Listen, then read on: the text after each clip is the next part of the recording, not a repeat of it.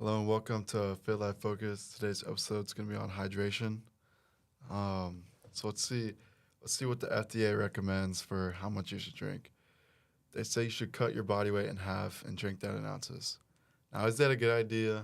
For most, yes, but for some people who are more physically active than that, I would say they need more. You can always use the old school way of just measuring the color of your pee.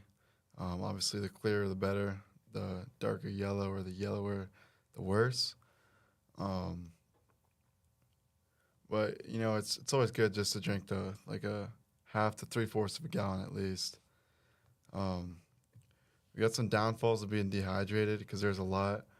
Being dehydrated can lead to worse overall function, fatigue, and dizziness due to the massive drop in blood pressure. It can also cause headaches and constipation, as well as increase the risk of kidney stones.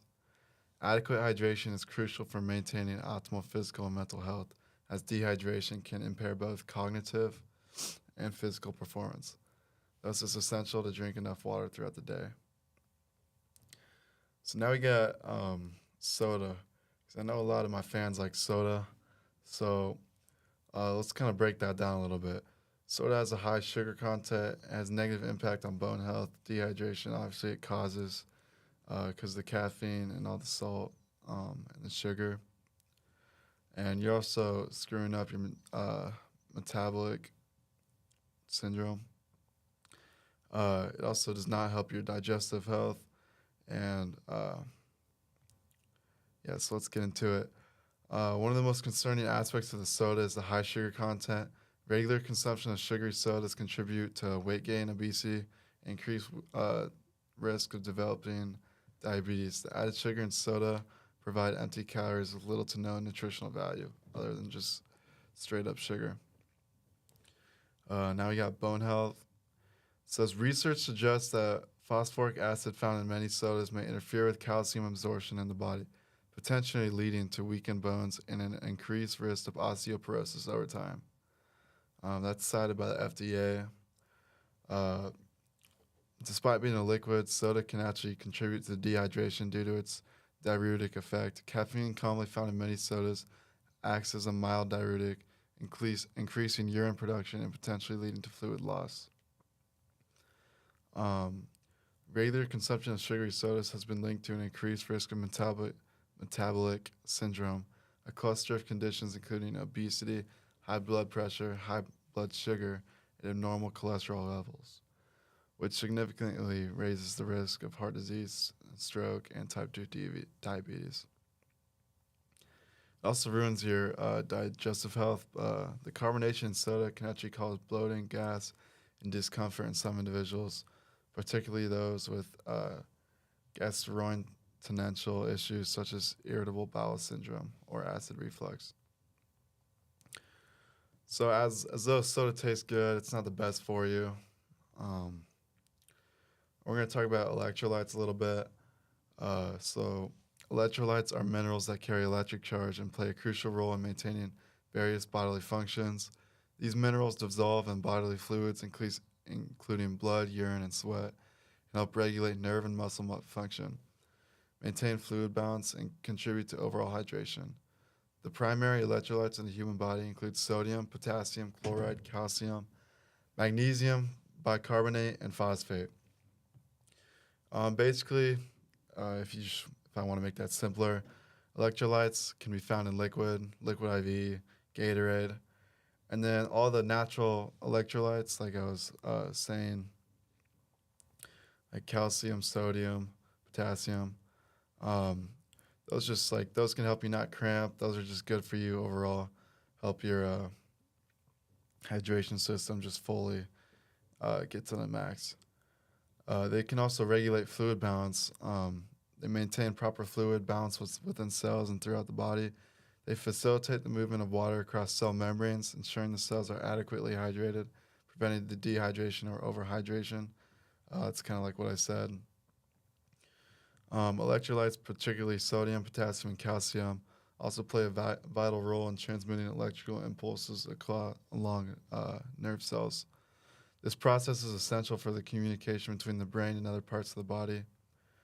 Um, That's like the what the Gatorade advertises now, the fast twitch. The electrolytes can actually help the impulses between the nerve cells. That's what they say when they say fast twitch. I believe that's what they're referring to. They also help the pH balance to maintain that. Electrolytes such as bicarbonate help regulate the body's acid-base balance known as pH. They act as buffers, helping to neutralize acids and bases to keep the body and bodily fluids with a narrow pH range, which is critical for proper cellular function and overall health.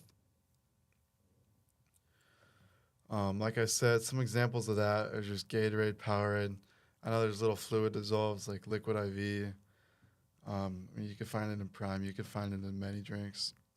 You just turn over the nutrition label and look at that. So then we have myths, our two myths. We're going to get to that segment. Myth number one says you need to drink 8 glasses of water a day.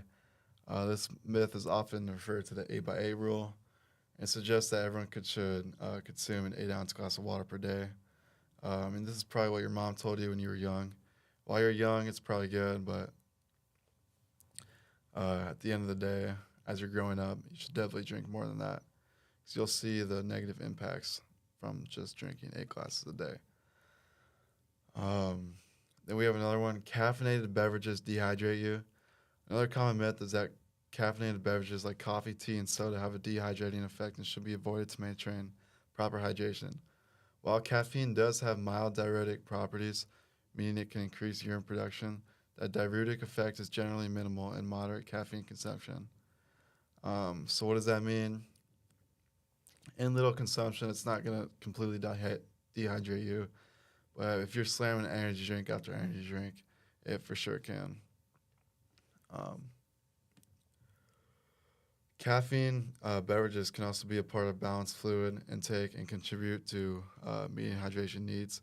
However, it's essential to balance caffeine drinks with plain water, obviously, and other hydrating beverages to ensure adequate hydration.